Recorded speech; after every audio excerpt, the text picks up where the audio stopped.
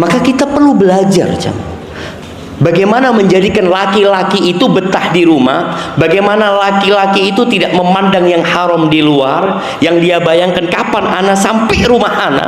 Kenapa? Selesai urusannya. Ana kalau sampai baiti, ya Allah, semua beban hidup itu hilang. Kata Nabi SAW, khairun nisa, yang pertama, allati idza nadarta ilaiha sarratka, yang kalau dipandang menyenangkan hati. Seneng hati ini bojone. Ketika buka pintu rumah, ya Allah, ya, dia ngelihat ada bidadari di rumahnya. Allah ketika mensifati bidadari surga, kata Allah, hurun maqsuratun fil khiyam. Mereka adalah wanita-wanita yang di rumahnya nggak keluaran. Enggak. Jadi kapan suami datang, istrinya ada. Karena memang fitnah di luar besar sekali. Dan Nabi alaihissalatu memberikan arahan, kalau laki-laki melihat sesuatu di luar yang membangkitkan syahwatnya, kemana dia harus lari? Ke istrinya. Falyarji ila ahli, pulang ke rumahmu. Fa innal ladzi biha mithl ladzi biha, yang ada di perempuan yang engkau lihat sama persis dengan yang ada di istrimu. Selesai. Maka bagaimana seorang istri selalu siaga? Dia selalu bersolek. Sekarang tuh ada yang namanya make up artis. Make up apa? Betul. Mua. Seharusnya mua itu untuk di rumah. Betul jamaah. Banyak laki-laki di luar tergoda dengan wanita yang sebenarnya nggak cantik, tapi gara-gara mua,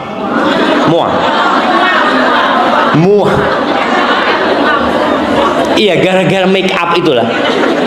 Gara-gara make up itu, jadi dilihat perempuan ini, apalagi tadi setan sudah nungguin dia. Udah dia berias, bersolek ala jahiliyah, ditambah setan yang menghiasi dia, habis udah laki-laki. Dia ingin pulang ke rumahnya. Bagaimana ketika dia pulang, dia ngelihat istrinya lebih cantik dari semua yang ada di muka bumi ini. Karena dia berias, dia sambut suaminya. Siapa yang gak betah? Seorang suami ngelihat istrinya selalu cantik, selalu cantik. Bahkan anak-anaknya tahu. Karena ada harim-harim ini, kalau lagi sama sohibnya ketawa-ketawa, ya telepon ketawa-ketawa, pas rejalnya datang, dimatikan HP-nya, pasang muka cemberut. Sampai anak itu ngomong, mama kalau abah datang kok jadi kayak gini? Anak itu memperhatikan emaknya.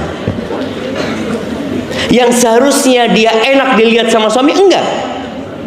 Dia sok jual mahal. Apa begoli sama jelnya.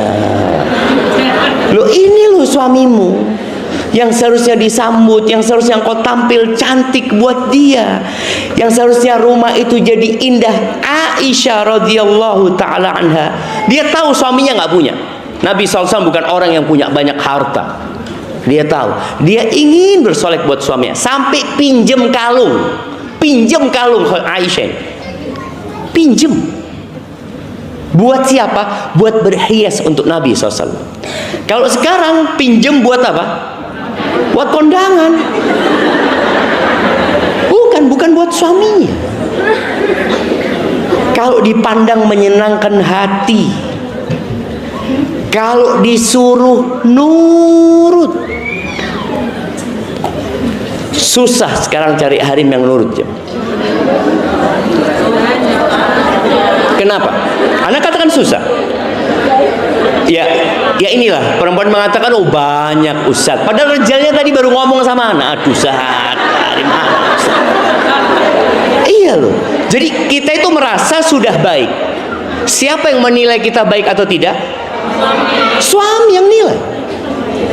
Merasa enggak Ustaz, Maka jangan sampai hari kiamat suami kita nuntut di hadapan Allah Azza wa Jalla, ya Allah, ana sabar menghadapi ini gara-gara anak-anak, ya Allah. Ana sabar, ya Allah. Ana nggak mendapatkan hak ana sebenarnya.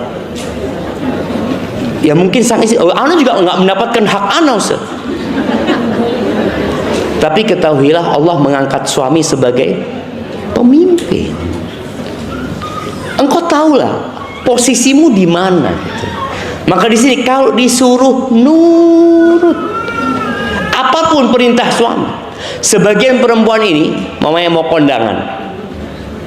Bang, aku mau kondangan bang ya. Gak usah lah, di rumah aja.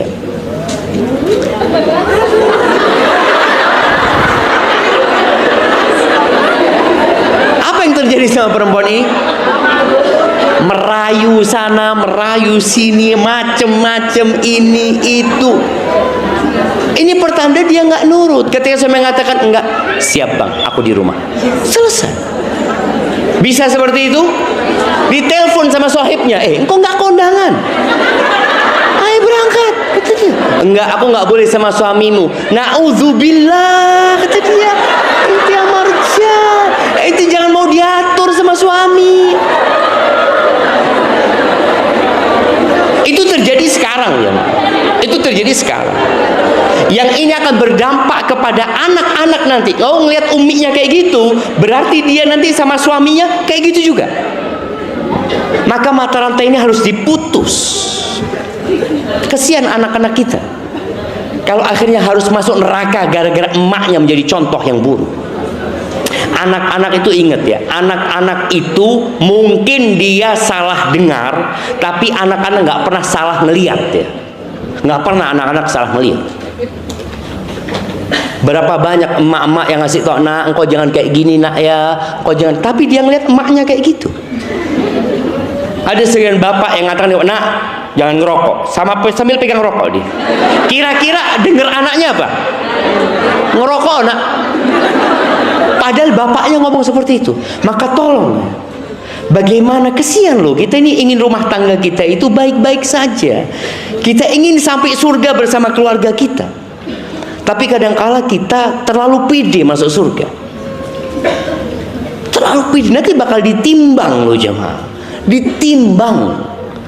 Ingat seorang wanita yang Nabi SAW ditanya, ya Rasulullah fulana, ada fulana ya Rasulullah. Oh ya Rasul, dia sholat malam, puasa sunnah, sedekah, tapi kalau ngomong pedes ya Rasulullah, suka nyakitin tetangganya. Ini tetangga bukan suaminya, ini tetangga. Apa kata Nabi SAW? Hiya finnar la khaira fiha, nggak ada baiknya tuh perempuan, neraka tempatnya dia.